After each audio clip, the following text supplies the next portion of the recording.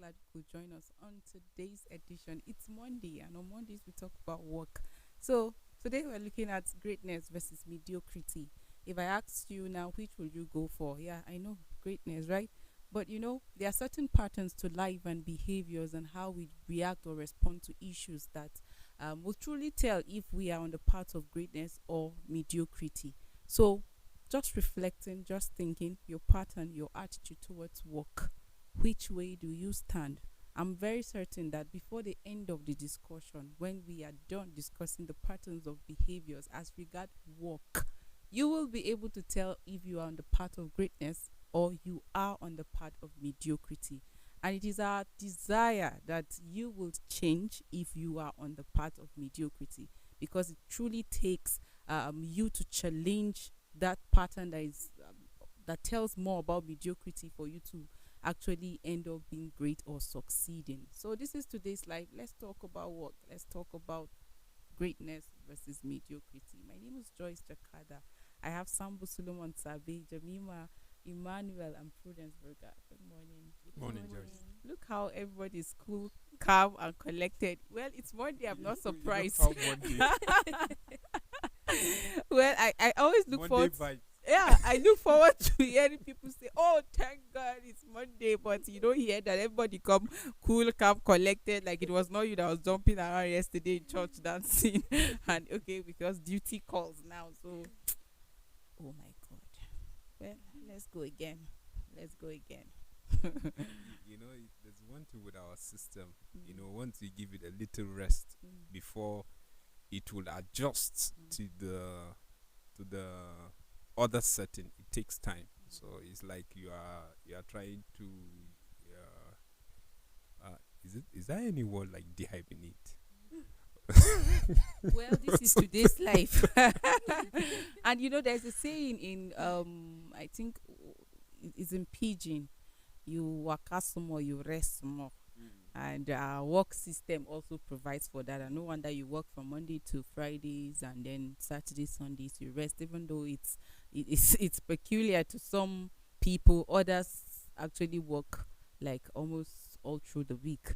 But we thank God for grace, we thank God for strength. Yesterday was International Men's Day, and while I was Oh, really? yeah, oh Mm. wow, Oh, it's offline. okay, that's true. True. Analog. Okay. I thought there was call to altar and you repented and something went wrong I'm still along the waiting line. for the gift. Okay. So you just call me and then leave me without discipling. Is that how you do your preaching? You are Well- expected, when someone repents, you disciple him, you give him Bible. Wow. Mhm. Okay. I get the message. But more importantly is to celebrate all the good, good men out there. To celebrate all the good men out there. We celebrate strength, we celebrate resilience, we celebrate all that they do to make life and humanity actually impactful. So thank you so much. Let's talk about greatness versus mediocrity. Sambu Solomon. Well, greatness versus mediocrity. You know, it all depends on our understanding or our knowledge, if you allow me, because greatness, for people that push greatness, they do it with purpose, because already they have spelled exactly what they have seen, the picture of who they want to be, what they want to be, and how they will achieve it. So they strategize, and then you see them, following that plan, applying that strategy, and then pushing. The reason why I said the issue of knowledge, how well you are being informed, that is from the starting, and then how late you know that you are not on the right track, all determine how you achieve your greatness. But if you look at it, I will say that most people, in this part of the world, that they said, if you want to hide any good thing, from an African man, put it in a book. That means in this part of the world, we don't really like reading like that, research.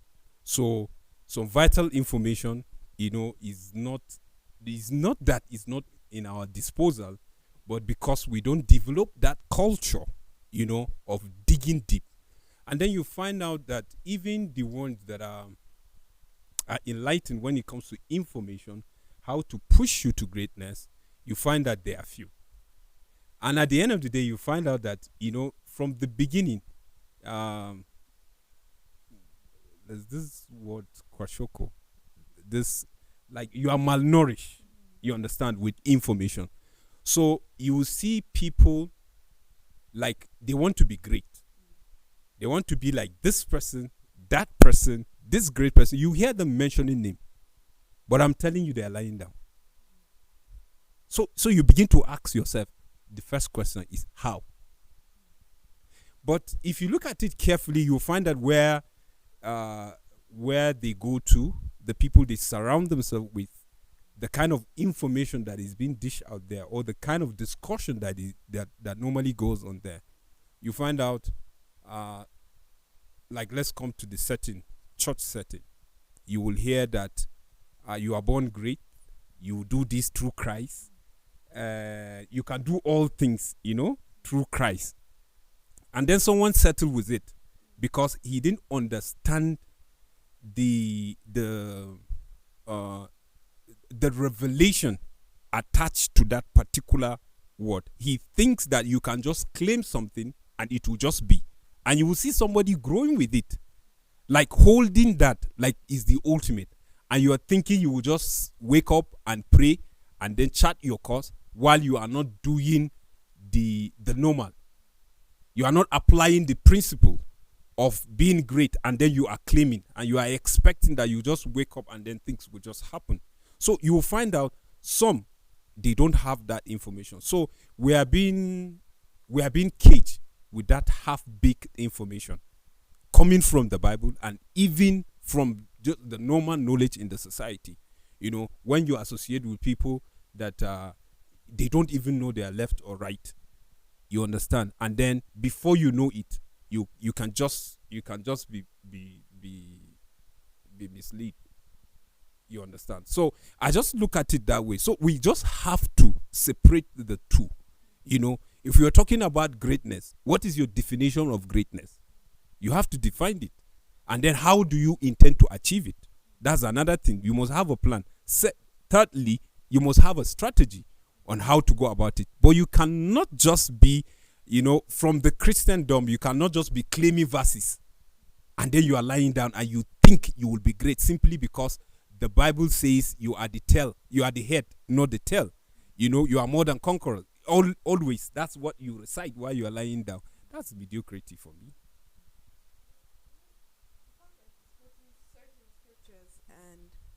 And the angle that he's going through to, I was just thinking of it from a different angle. If anybody is just banking on these certain verses and not really doing the work, then you are not studious in the Bible. You've not actually read the Bible. You don't actually know the Bible, because the Bible that I know tells you how you need to be diligent in your work. It tells you how a diligent young person would would sit with kings. It tells you how a sluggard, poverty would descend on him. It tells you how you need, from one of the epistles of Paul, it tells you how you need to work for you to eat. There are a lot of to earn respect as well. So if you are banking on things like you're the head and not the tail, agreed, you're the head and not the tail, but what are you doing to be the head? You need to work. To make Even the when verse he said come to pass in your life. to make the verse come to pass in your life, even when he said that you are supposed to serve to be great, that alone tells you that you're not supposed to fold your arms, because he said the greatest of you should be a servant. You need to work. So as a Christian, if you want to think greatness, if you want to think you don't want to think mediocre, you don't want to think substandard, you don't want to, because for me mediocre is substandard, something that is not of quality. something that nobody is actually interested in because it has no value. That's basically what you're doing. But you're talking about greatness. You need to put your work. You put in work. You put in hard work. You put in faith and everything that you got. You're putting everything for you to be great. You can't just be great overnight. It's not something that would just happen. No, it has determination. It has discipline. A lot of us, sometimes even myself, we struggle with discipline. There are a lot of times that you say, I'm going to do this thing, but you cannot discipline yourself in the process to get to that point. So discipline is quite important in greatness. So there are a lot of other concepts in greatness, and you cannot just sit down and fold your arms. You need to be disciplined. You need to be confident as well as you approach your whatever you're doing. If not, you're just going to have a mediocre. You're just going to be a substandard person. And also, I just thought of it this way, that for you to actually gain greatness, you need to understand that you might meet obstacles, and that's when it comes to words like failure. You might miss it the first round, but then there's something about pushing ahead. Okay, so I missed it the first round. What exactly did I do wrong? Okay, let's correct it this time around, and then you go ahead and you pass. You walk across that. So as much as there are a lot of verses I'm saying, and I'm starting from where Solomon left off. As much as there are verses that encourage you and tell you that you can be great, you can be there, you can do anything, you can do everything. It also depends on how much you're giving your all to it as well. They said a mediocre sees difficulty in every opportunity, but a great person sees opportunities in every difficult situation. So it goes a long way to show how you view a particular situation.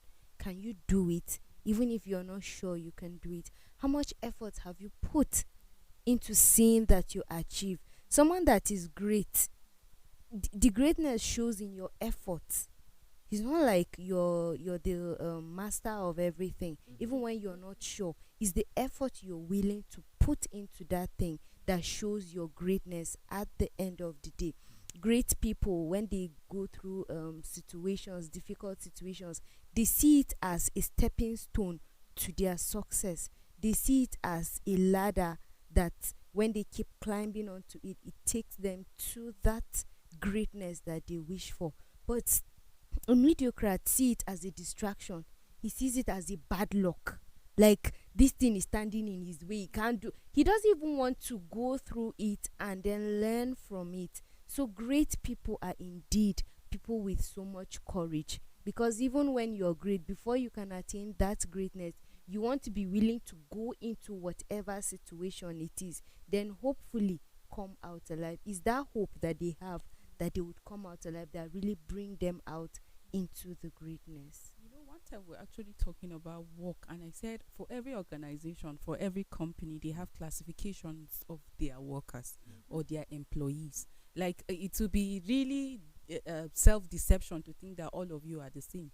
You are not. That's not how your employer sees you. No one company or organization sees everyone as same. In fact, and that is why they have the classification of the employees, and why you have some on the A list, you have some on the B list, you have others on the C list. Why do they have people that are on A list?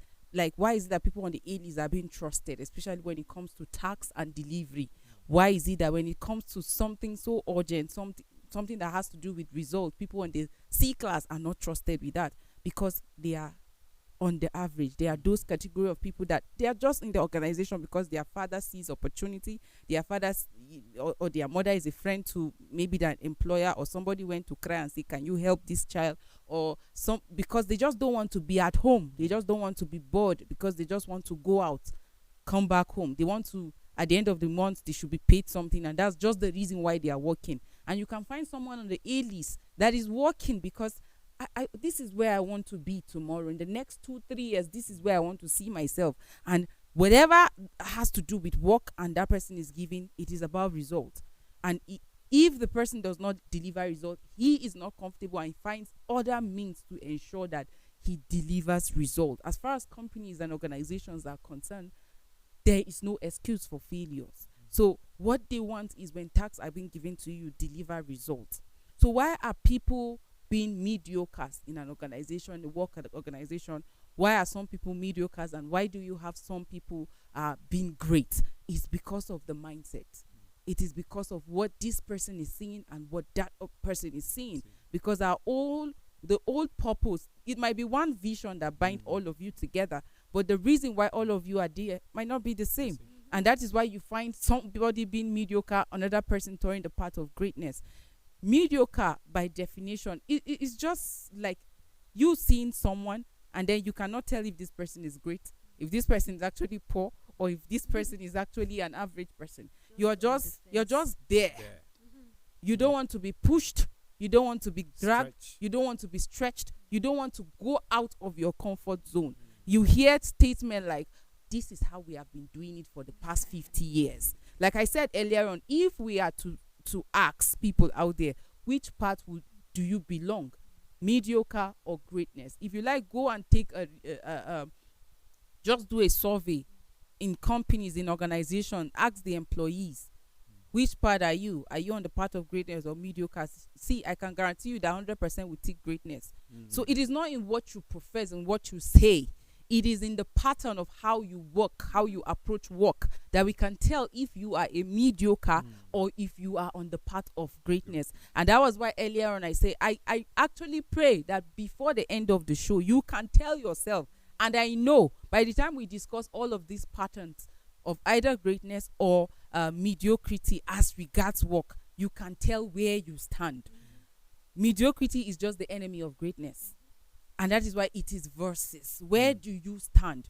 You can't be saying, I want to be great, and then be following the patterns of mediocrity.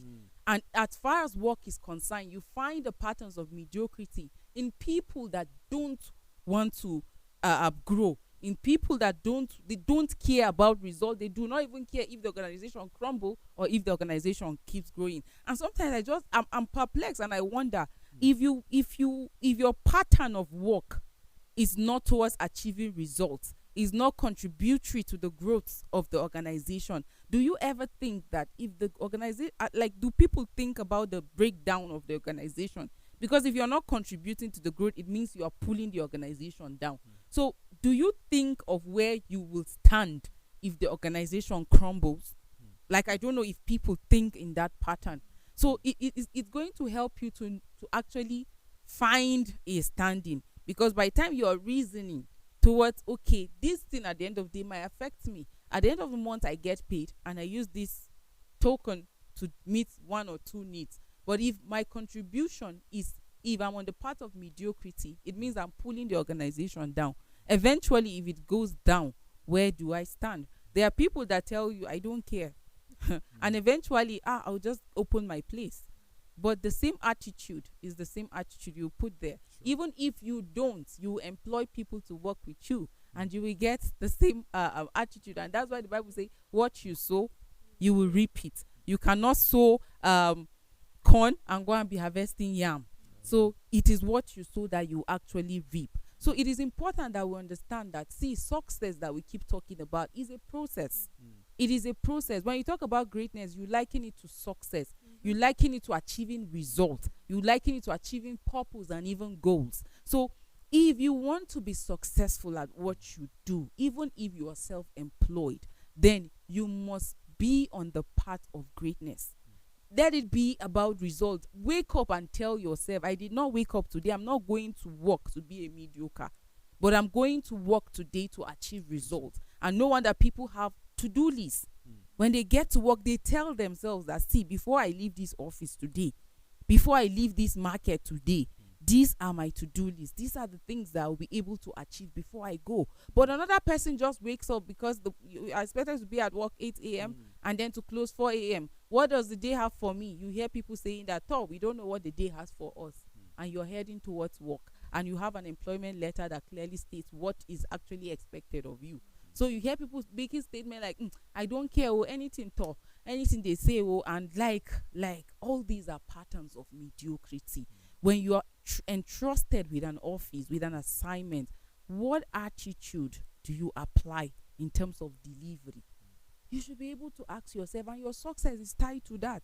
And that's why I say, even if you think that, oh, I'm just working in this organization, it's not my father's organization, eventually if you leave there and open, because no company, no organization will continue to tolerate a mediocre. We live in a world that is very competitive. And then if you are not giving value as an organization or a company, people will leave you. Your customers will leave you. The people that patronize you will leave you. So every employer will want an employee that will give results. If he's been patient, or if she's been patient, or the company has been patient with you, it will get to a point that like they no longer need your service, and then you see yourself being replaced. And just when you're thinking that, okay, yeah, I can actually continue, I can do this, you find out that wherever you go, you're not actually doing well, because there was an attitude already, and that is built on mediocrity. So everyone out there must challenge themselves when it has to do with work, for you to achieve success, for you to be great, regardless of who owns the company or the organization. As far as you apply to work there, as far as you are given that job, then you must be determined to be on the path of greatness. There are so many factors that contribute to you being great. You cannot just wake up and be great. First, you must define who you are. What do you want? Where do you want to be? I just made a post this morning. I say, where there is purpose, there is focus. It is absence of focus, of purpose, that you find distraction, that people are easily derailed. But by the time there is purpose, I know that I want to go to work, and I will be on today's life. I will be on this program. When I get to work, what I'm doing is studying. What I'm doing is trying to do the things that at the end of the day will lead to me achieving results in what is expected of me. But when I go to work with the attitude of whatever the day has for us, then I can just be seated and somebody will say, can you come and accompany me to go and buy this? You go. Another person will say, can you come? Come now. There's this gist. You find yourself there. Why? Because there is no purpose. And that is why you can easily be derailed. So it is very important that we be on the path of greatness. And it starts with identifying purpose, changing your mindset. Some people their minds are fixed that they would not want to accept change. And the world is dynamic. It's just filled with changes. You have to be open-minded. You must have the growth mindset. You must be willing to learn certain things. Yeah, we know that we're taught certain things based on our curriculums in school. But because the world is evolving, things are changing. You should have that open mind to learn, regardless of who is involved. You know, today in work, you just see people Jamima cannot teach me this, God forbid. I will do it the way I know it. Mediocre mindset. I wanted to attempt answering the question she asked earlier on. The question about whether, how did she phrase it? Let me see. She's wondering, how do people think? What are you thinking that they're contributing to the failure of the organization? And I want to attempt it saying that it's because a lot of times we approach life without foresight. You're not seeing beyond the next year at most. So you're living your life yearly.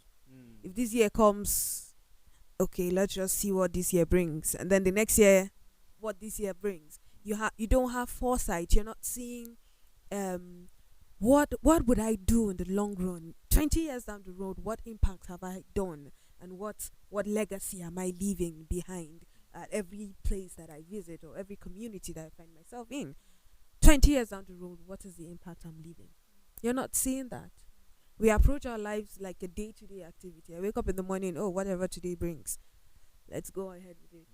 Tomorrow, I hope that next week will be better than this week. That's how everybody lives his life. So at the moment, I'm getting salary, so I can just do it in the normal. I don't need to put in more effort. I'll just do what I need to do. I just run what I need to run, and at the end of the month, I'll get my salary. So there's no beef. And if the organization crumbles, I'll just find another place and continue. But you don't. You're gonna learn the hard way. True. Very true.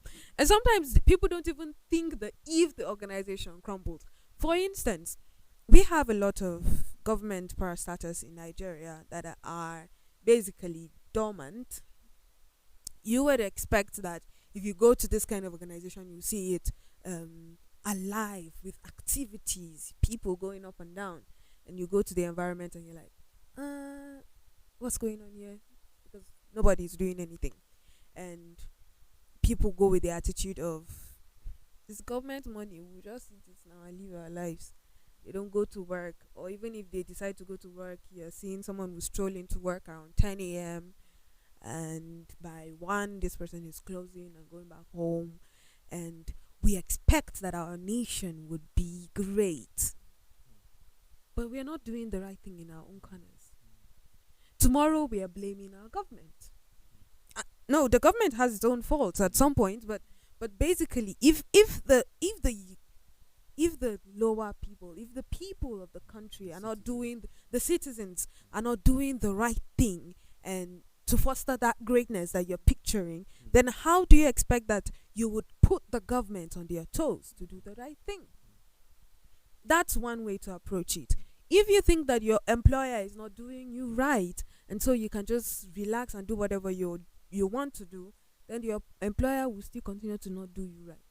But when you do the right thing, you would make that employer to be on his toes as well. It's just like the persistent widow in the Bible. The illustration, the parable of the persistent widow. She kept on going.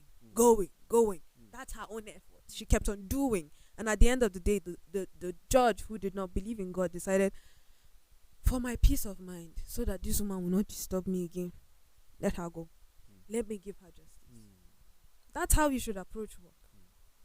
With Lot that, of times at work, just like you mentioned earlier, you find certain people being nonchalant about anything that relates to work. It simply means they are there for the money.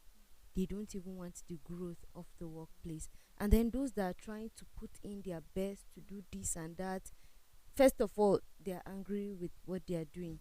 They make them feel like, is this your father's work? Why are you killing yourself over something that is not yours? But in the long run, you would see a huge difference.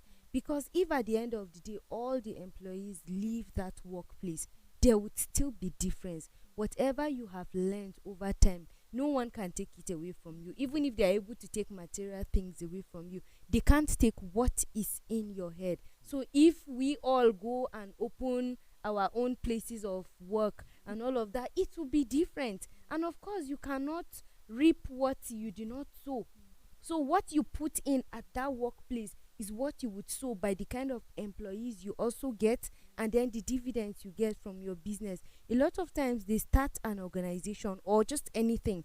Once it starts, there's a way it progresses so well. But then if the administration is being changed, there's a drastic decline.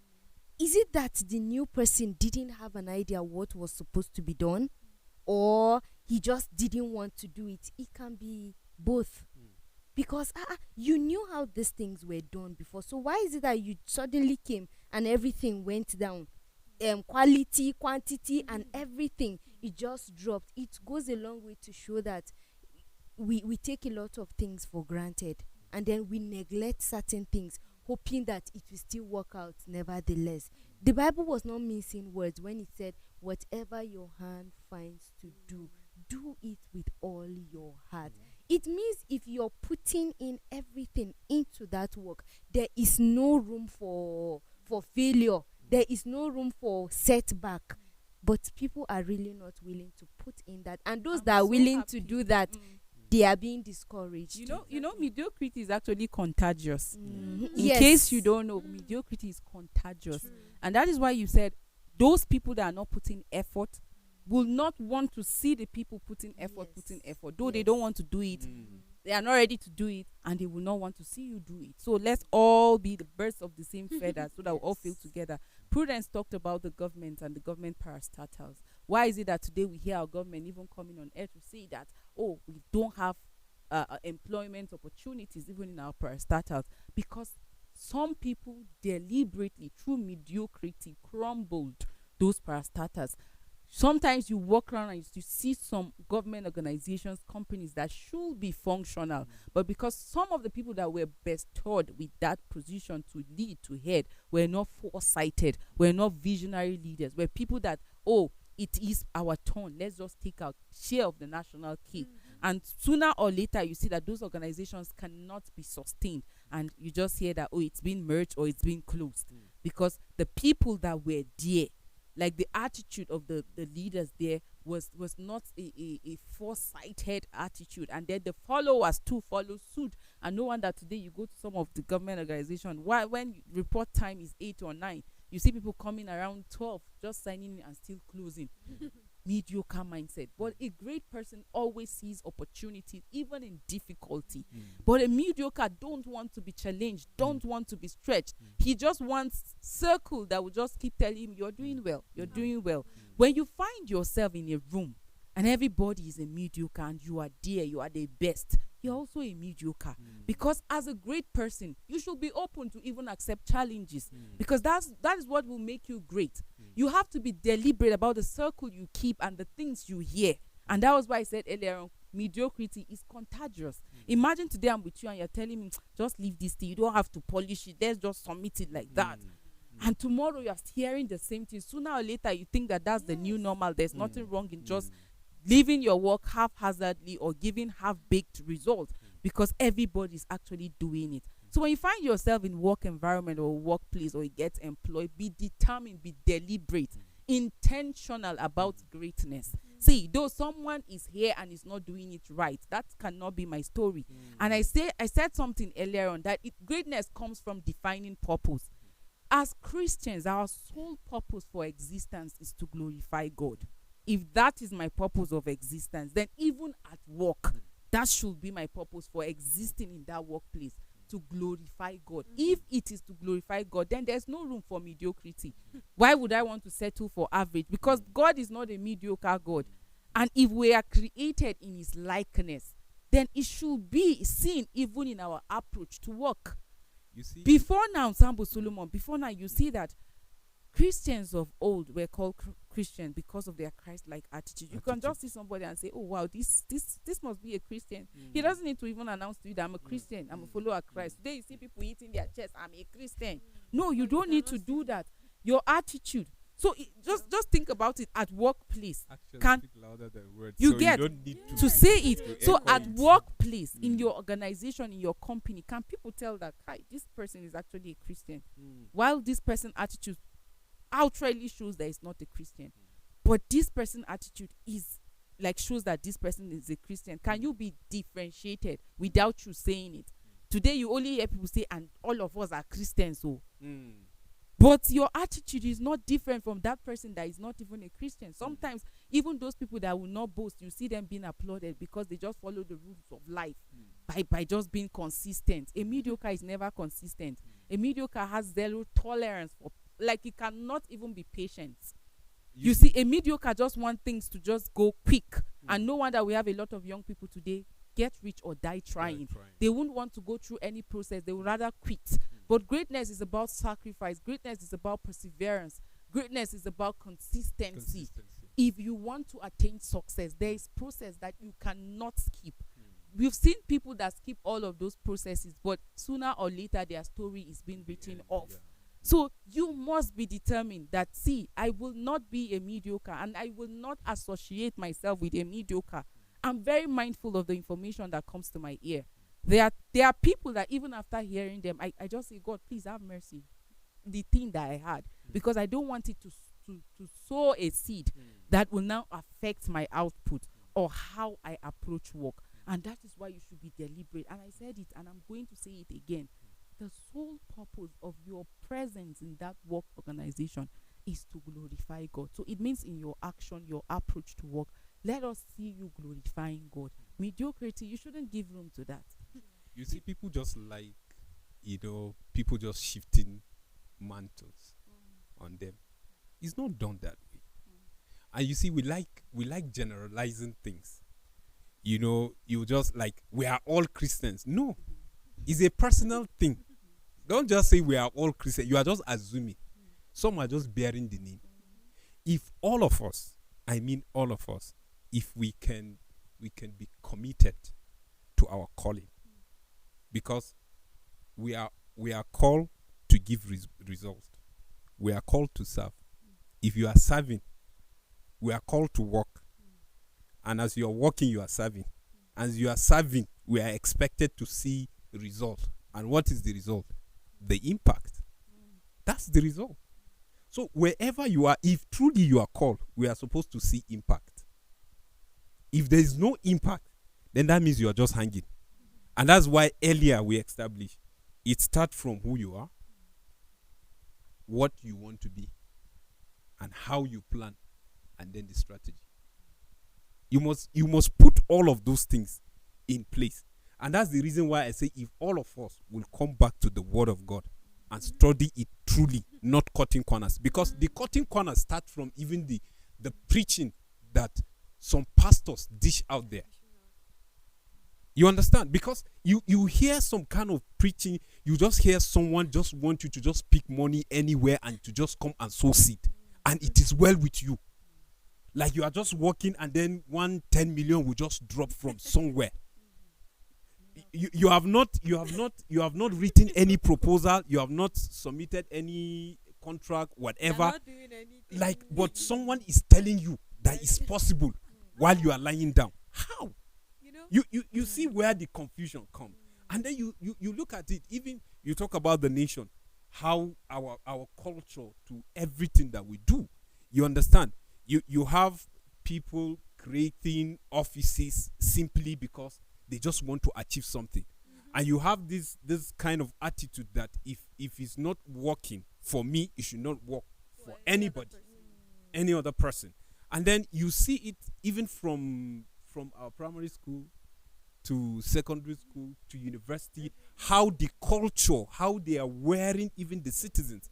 So you as a Christian getting half-baked information about your faith, about your values, about who you are truly in Christ, then you are out there, whether in primary school or in secondary school or in university, being contaminated by the concept of the world, that whatever you do, you can cut corners and you get away with it, and there's nothing wrong with that. And then you just find yourself caught in that web, like, okay, this is the situation I find myself. Now you are in between. Should my Christian life like really stand, and let me keep pushing what I believe and what I stand for? And while you are doing that, some people see you to be like you are a fool. You understand? So in between that, we just have to let people know that it is very important that even from home, but sometimes you find that even the families, they are not standing well, because the system, you are being built from generation to generation on a wrong information. And we keep transmitting, keep shifting the button, to the next generation, until now that we will say yes with the coming of with the digitalization, the global digitalization. Now that you can Google, you can search, but to ask now, for those that are even willing, how many people are really going down there to dig for vital information? But still yet, even in the social media, whatever you can call the internet, now even the people that are trying to confuse people with wrong information, they are polluting that place, because they know if they allow you, you will dig the right thing. So they will make sure that they are on their toes to make sure that you didn't get the right thing, so that you will direct your path to doing the right thing. So we have to, and we have no option than to keep preaching this. It is very important, and it is not late. To be honest, it's not late. It's not late. I was just thinking, as everybody was talking about great men, and I'm going to start a list from the Bible. Great men. Joseph had a vision; he was going to be great, and his brothers hated him. My brother did not fold his arms and sit down and say, "Oh no, I'm going to be great at the end of the day. God has already shown me." No. Joseph continued to do what was right. That's why his brothers hated him to the point they sold him. Then he got to the point where he had two options: continue to suffer or enjoy life with this woman, and you're sorted. But he opted for the suffering because he knew that at the end of the day he would be refined. He said there's a determination that Joseph had. So skip to David now. David was one who was anointed. But before he was anointed, he was in the farm. He was shepherding. He was a shepherd. After that, when he was anointed, he did not sit down back at home and say, I was anointed as king. I'm already the king of Israel, and get it into his head. No. I believe, although it was not recorded, but I believe he still went back to his father's sheep and continued to shepherd them until the point where it was his turn to take over the throne. And I believe he was an excellent. He served the king. He served the sitting king. It was that great. He served the sitting king. And he was and talk about his music. He did it excellently well. To the extent that the sitting king needed him to quench the evil spirit that was in him. So that's excellence there running for you. You're seeing a whole lot of determination, regardless what is happening. Elijah for 20 years. For 20 years. And in that place, over 50 people were waiting for that mantle.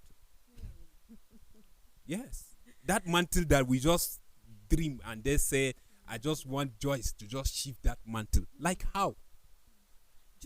Joshua was trained under Moses for so long before he got to the point for 40 years to lead the people of Israel into. So there is a whole lot of work that needs to be done. You're not just going to fold your arms and believe that things would fall on your laps. A platter of gold. Yes, it's not a platter. Say life is not. Life is not a bed of roses. And when we're talking about bed of roses, we're talking about the petals, right?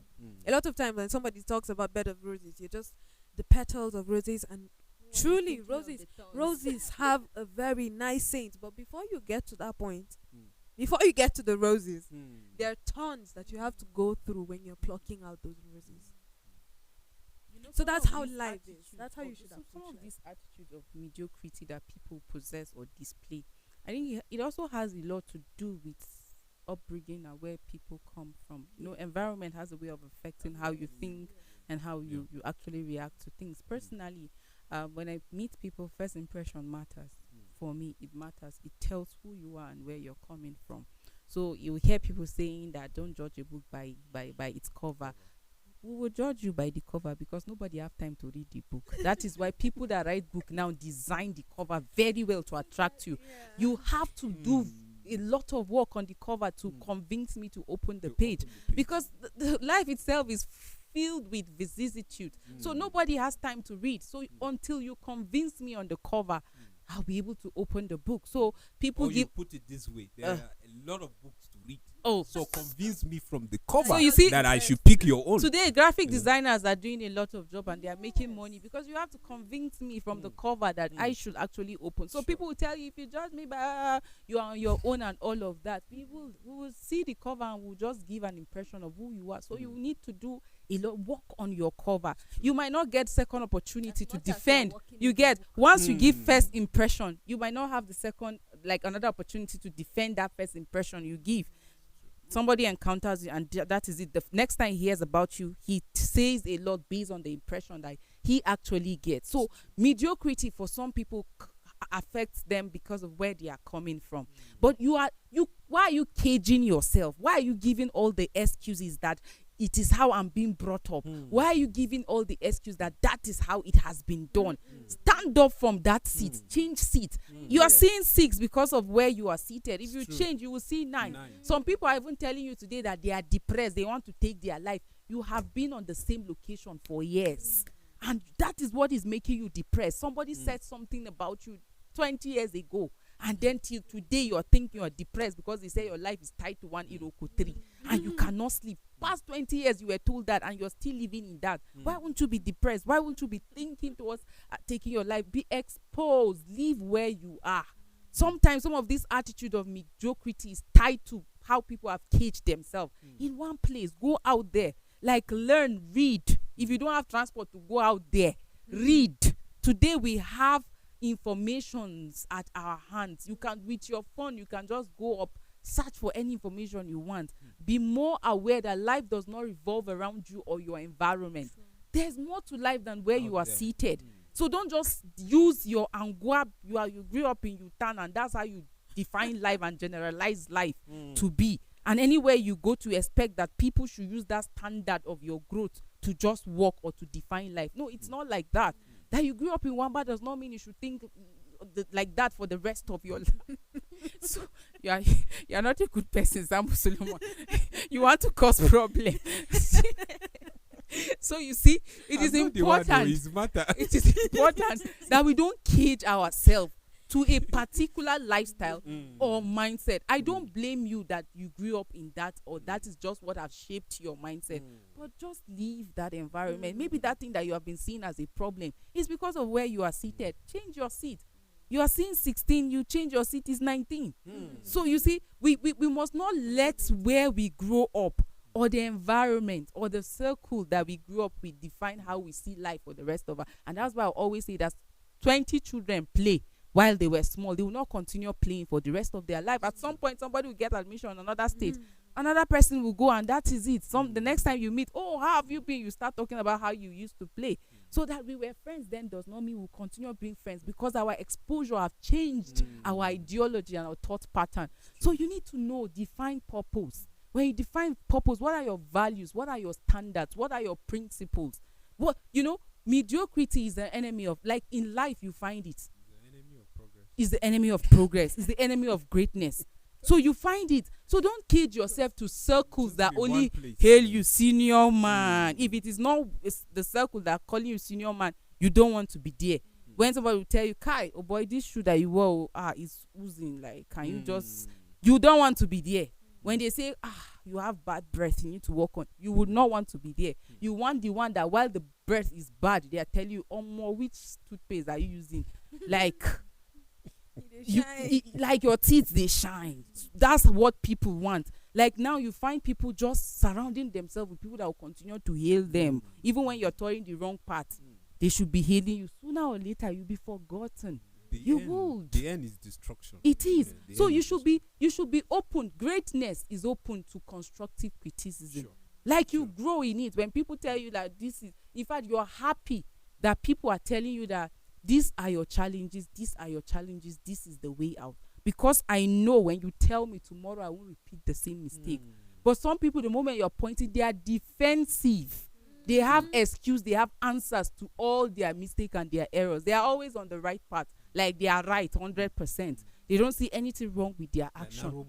Narrow-minded. So if you want to grow, if you want to be on the path of greatness, if you want to achieve results, if you want your company, organization to grow, you must be on the path of greatness by changing your thought pattern, by changing your approach to work. You cannot keep grumbling, complaining day and night, 24 hours 7, and expect things to change. Nothing will change. Like there's nothing that comes out from grumbling or murmuring. Nothing comes out of it. And that's why, the scripture says, cast all your cares. I always tell people this. It is not your own care. He said, cast it on me. It is your cast it on me. Because he has the ability to take care of it. So whatever is troubling you, cast it to him. But you decided to be the judge, and you fold his arm and just allow you. Okay, rule out now. Rule out. Let me see how far you can go. And you see the end of it is destruction. So why not just find purpose? Why am I in that office? Why am I in this market? If everybody is extorting, can I be different? Like we have people like that, and they still sell and they still make it. But you just think that when you double, triple the money, that is how you become great. I told somebody that, you see this wealth and riches is not by extorting people. You cannot get rich by extorting people. Where are the people that were selling money when the cash the cashless of last year, cashless policy was introduced? Where are they? That were giving 10,000 for 2,000 or for 4,000. Where are they? How many mansions have they built with that? We still see them on the same spot. In fact, maybe some of them are now stable instead of the kiosk. You can't go anywhere by extorting people. But when you dare to be different, you understand that, your greatness is not tied to wickedness or evil. It is tied to you doing the right thing. And that's why I say, you see, embedded in greatness is sacrifice, is perseverance, is consistency. That thing that you're doing, keep doing it and keep doing it right. When the hand of God is upon what you're doing, you excel, you succeed. Some people are not willing, are not ready, especially our generation, they quit. When they enter, they expect next week they blow. And when they are not blowing, they will quit. But when you are perseverant, when you are sacrificial, when you're consistent and the hand of God is on what you're doing, no matter how long it will take you, you will excel in it. And when you excel in that thing, your greatness, you'll be celebrated over the world. So I just pray to God that people will change their mindset, that your approach to work will not be about how somebody react or respond to you, but it will be about what is being expected. It was on this platform that we're talking about submission and love between the husband and the wife. At the end of the day, God will not ask you whether your husband did not love you, but what you're answering is whether if you submitted or not. So can you just play your own role and allow God take care of everything? You talked about, you mentioned the issue of consistency. It is very important. And there's one thing that I notice with mediocres. They walk around with pin, looking for those balloons that are shining, that are bubbling there, that are flying, just to punch them. Because it's not my own. You are just punching. You don't care. Because people like that don't even care wherever they are, whether it succeed or not. Because they are just there. They are just there. So if you have that kind of mindset, you should know that that's not your calling. Because you are calling, you are called to create impact. So wherever you are, and you see there's one thing about this greatness. You will see somebody that is a cleaner and you think the person is not great. No, that's not the definition. That's not the definition. You can be great in that gate. Just being great is just doing the right thing and doing it consistently and diligently. That's just it. So that's why the Bible says no matter what you find your hand doing, he didn't say when you find your hand, doing something big as a president of this country. No. That's the reason why we talk about process. That's where God keeps everyone. And he expects you at that level, do your best. That's your greatness. That's your greatness. So until we see it that way, because some people think until you are the head, that is when you are doing great. No, that small work that you are being given in the office, is it plate that you are being given to wash? How are you washing them? Because people see you and you wash them, you rinse, and then you keep. When people are not there, you just dish it inside water and you do like this, and then you keep it. How do you do your work at the level which God has placed you? I think that is the most important thing. So we should have that at the back of your mind. Wherever you are, you can be great. Just be diligent, be consistent, and then be faithful. True. And then you shouldn't be on the fence. Pick a side and stick to it. If you are cold, let people know you. Yes, if you are hot, let people know that you are hot. Don't be on the fence. There's no pride in being lukewarm.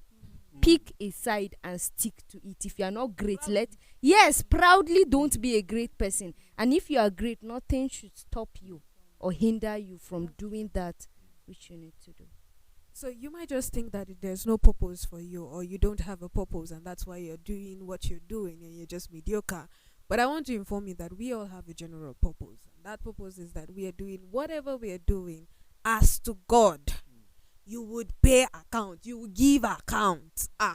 Just go and do it right because of that, basically. That's a powerful one. At the end of the day, we'll all give accounts of our stewardship. More importantly, like I will always tell people, embedded in everyone is greatness.